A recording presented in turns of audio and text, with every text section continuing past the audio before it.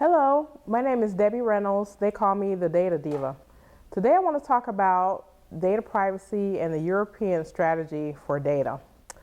During the time that the EU was developing the GDPR, there was a concern about all of the changes with the regulation and if it was going to thwart in some way innovation or access to data by companies in the EU.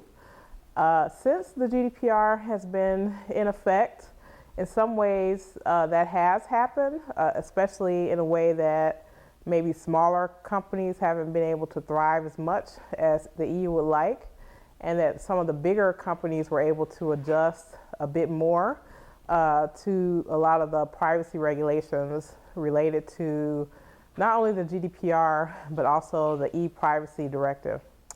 So the EU has come up with this digital transformation strategy, which is called the EU Strategy for Data.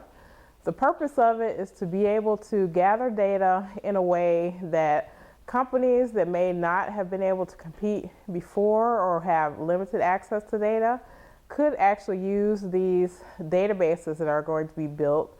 Possibly these databases may hold information of over 500 million people in the EU and other data sets that companies would have had otherwise problems accessing.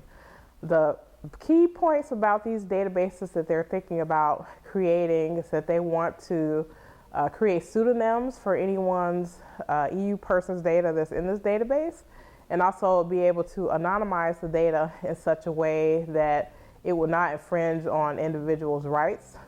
Also, they want to be able to have this data to be a place where companies come in to look at the data, and the data does not have to be copied from company to company.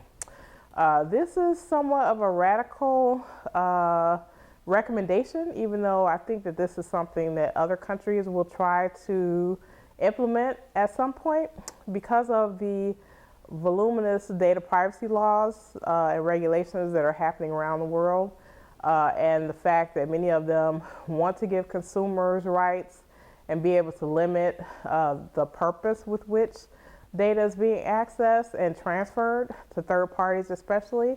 I think that this may become a trend, even though I know many of my friends in the EU are not happy about possibly giving up something like their fundamental human right to privacy, even though these databases may be anonymized in some way. Also, because it is easier technologically